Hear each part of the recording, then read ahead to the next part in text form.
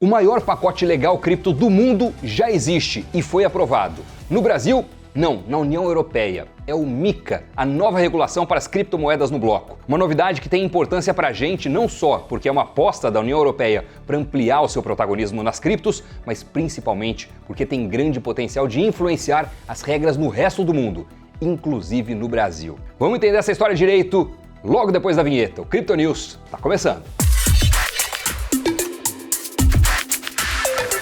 Salve, bem-vindo ao Crypto News. Há algumas semanas, o Parlamento da União Europeia aprovou o primeiro conjunto de regras sobre criptoativos para os 27 países do bloco. O nome desse pacote, que vem sendo descrito como o maior do mundo para o setor de criptoativos, é MiCA, uma abreviação para Regulação dos Mercados de Ativos Digitais, na tradução para o português. O MiCA prevê um período de adaptação para as empresas e entra em vigor em julho de 2024. A regulação é uma tentativa da União Europeia de, segundo eles, criar mais proteção para os investidores. Pesou a memória amarga de cidadãos europeus perdendo suas economias em negócios cripto que quebraram, em alguns casos com fartas evidências de falta de compliance, falta de cuidados básicos, como o caso da corretora FTX no ano passado. Mas há um outro porquê. A regulação é uma aposta da União Europeia para fomentar o crescimento do seu mercado de blockchain e de criptomoedas. Unificar as regras ajuda o empreendedor local, afinal, a partir do ano que vem, não será mais necessário conhecer 27 legislações diferentes. Além disso, o MiCA vem em um momento conturbado para os empreendedores nos Estados Unidos. Só neste ano, o país, líder do mercado global, já teve quebra de bancos que financiavam o ecossistema e um baita cerco regulatório. A gente falou sobre isso aqui no Crypto News. Por isso, alguns analistas veem na legislação europeia um potencial redesenho da geopolítica do Bitcoin. Seria uma tentativa de preencher a lacuna deixada pelo bate-cabeça americano e, claro, de capturar empresas e investidores. Um dos especialistas a falar em uma possível revisão da geopolítica cripto foi o Patrick Hansen, diretor de regulação da Circle, a empresa emissora da stablecoin USDC. Em um artigo, ele reforçou o coro de que o MiCA pode aumentar o protagonismo europeu. Hoje, nenhum dos países da União Europeia está entre as principais nações envolvidas com cripto. A receita das empresas com criptoativos em 2022 foi de 5 bilhões de dólares no ano passado. Para a gente ter um efeito de comparação, as empresas nos Estados Unidos tiveram receitas com criptoativos na casa dos 17 bilhões de dólares no mesmo período. E uma estimativa do site Statista aponta que a Europa só vai atingir esse patamar de faturamento em 2027. Por outro lado, a aprovação da regulação já vem gerando bons sinais. A Europa já está recebendo uma fatia maior dos investimentos em cripto. A proporção de venture capital para startups sediadas no bloco subiu de 5,9% no primeiro trimestre do ano passado para 47,6% no primeiro TRI de 2023. Em um mercado que já vale mais de $1 trilhão, elevar a participação é um canal para abocanhar receitas em impostos e royalties e também reduzir o desemprego. Não dá para ficar de fora, né? Agora vamos dar uma olhada rápida nas inovações trazidas pelo MiCA. A ideia principal, segundo eles afirmam, é monitorar as transferências de criptoativos e prevenir a lavagem de dinheiro e outros crimes financeiros. Foram criadas regras gerais de supervisão e proteção dos clientes nas relações com exchanges e outras empresas. O pressuposto do MiCA é que essa legislação não tentou regular diretamente a tecnologia, mas preferiu focar nos ativos digitais e nos agentes de mercado que lidam com ela. Em um ecossistema tão variado, tão fértil, em que novos tipos de aplicações surgem a cada semana, a União Europeia criar sua própria classificação do que são criptoativos e de quem são os atuantes nesse mercado tem o seu peso. Reparem como os europeus vão passar a olhar para cripto. Do lado direito do vídeo você está vendo as categorias de provedores de serviços de criptoativos, da sigla CASP. Em resumo, a lei dividiu esses participantes em emissores de ativos digitais, custodiantes, corretoras, provedores de liquidez, gestores de portfólio e consultores e influenciadores. Essa, aliás, é uma inovação do MiCA que pode se espalhar, inclusive no Brasil, onde uma pesquisa da Ambima já comprovou a grande relevância dos influenciadores de finanças em redes sociais. Já à esquerda da tela você vê a classificação de ativos digitais. São 3 grandes grupos sob a supervisão do MiCA. O primeiro é o dos criptoativos, que inclui as criptomoedas como o Bitcoin.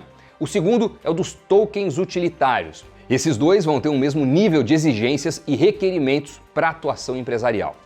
Depois vem os Asset Referenced Tokens, ou ARTs. Essa é uma inovação do pacote. É um jeito novo de agrupar tokens lastreados em ativos reais. Isso inclui stablecoins que refletem cestas de moedas e incluiria, por exemplo, os tokens de precatórios lançados por empresas brasileiras como o Mercado Bitcoin e Liqui. Esse grupo tem um outro nível de exigências e requerimentos. E por fim, o MiCA regulamentou um grupo chamado de e-Money Token. Aqui entram as stablecoins lastreadas em uma única moeda, como a Tether, que tem lastro no dólar. Interessante notar que 2 segmentos fortes do ecossistema foram deixados de fora, ou seja, o regulador abriu mão de regular, ao menos por enquanto. Um deles são os NFTs, os tokens não fungíveis. O MiCA determinou que NFTs estão fora do escopo, mas o texto da lei diz que coleções ou séries em larga escala podem vir a ser regulados, ou seja, ficou uma porta aberta para o regulador europeu atuar, se achar necessário, em situações envolvendo grandes coleções de NFTs. Quem sabe, por exemplo, os CryptoPunks. O outro segmento que ficou fora é o de tokens lastreados em ativos mobiliários. Por exemplo, tokens de ações, ou grupos de ações, ou índices. Esses o MiCA preferiu deixar sob o guarda-chuva da regulação dos próprios ativos mobiliários. No geral, a escolha foi por uma regulação, digamos assim, em aberto, ou seja, sem tentar adivinhar a infinitude de produtos e serviços e preferindo focar nos grandes grupos. Isso rendeu elogios e críticas. Para os apoiadores, é producente, do ponto de vista de inovação, não cercar o mercado com amarras que possam se tornar obsoletas amanhã ou depois. Já para os detratores, a abstração da regra torna sua proteção insuficiente para evitar episódios recentes que abalaram o ecossistema cripto, como o colapso da corretora FTX. Seja como for, pela influência cultural e econômica, a legislação europeia tem potencial para influenciar outros países. Isso já aconteceu com outro pacote de regras na Europa, o Regulamento Geral de Proteção de Dados.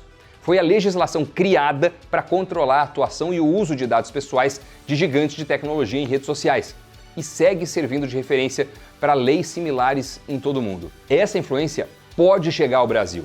Por aqui, o Congresso aprovou o marco legal das criptos em dezembro do ano passado, mas parte das regras depende de detalhamento, ou seja, os órgãos de supervisão, como o Banco Central e a CVM, vão precisar decidir, em diversas situações práticas, de que maneira deve ser aplicado o marco legal que foi aprovado.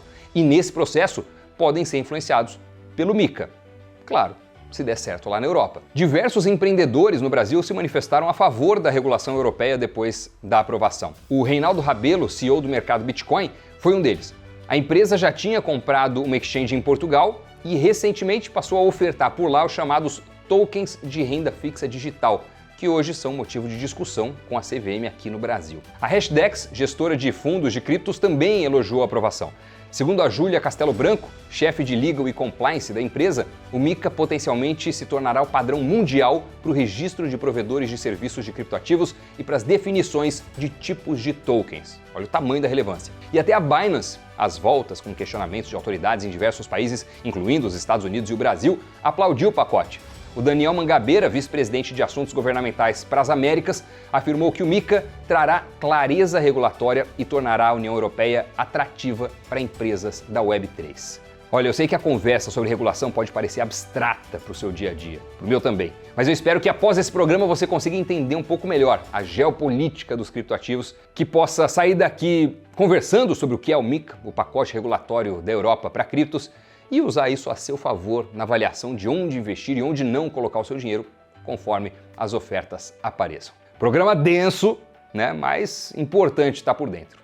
Tem dia que a gente faz uma análise mais gráfica, tem dia que o programa é mais noticioso, hoje foi mais informativo. Se você tiver curtido, deixa o like nesse vídeo, se inscreve também no nosso canal Invest News, isso é super importante para nós, viu? Obrigado, pessoal, mas espera aí, não sai daí não, que temos agora o Criptogiro.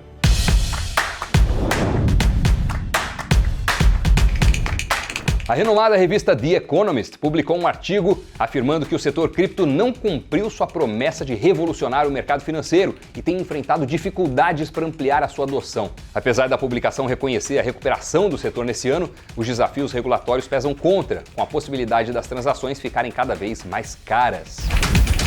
A Ledger, uma das maiores fornecedoras de carteiras físicas de criptoativos, anunciou uma nova solução para recuperar os fundos dos clientes. A funcionalidade, chamada de Ledger Recover, consiste em exportar uma frase de recuperação encriptada para fora da carteira, que será dividida em 3 partes, cada uma mantida por uma instituição diferente. Polêmica. Parte da comunidade cripto não gostou tanto da novidade e teme ataques visando roubar a informação. Falando em golpes, tem um novo no mercado cripto que já levou embora pelo menos 15 milhões de dólares. O esquema envolve a criação de um site falso que acaba atraindo investidores. De acordo com a empresa de segurança digital Misttrack, foi criada uma versão falsa do site da corretora de criptomoedas HitBTC. Enquanto o endereço correto da exchange é hitbtc.com, o site falso é hitbt2c.lol. Mas nem sempre os usuários notam a diferença, então cuidado para não ser um deles. E com isso eu encerro aqui o Crypto News. Muito obrigado a você que nos acompanhou até o finalzinho. Mais uma vez, agradecer aqui ao seu like, a sua inscrição no nosso canal em nome de toda a equipe. Valeu mesmo, pessoal. Bons investimentos e até o próximo programa. Tchau!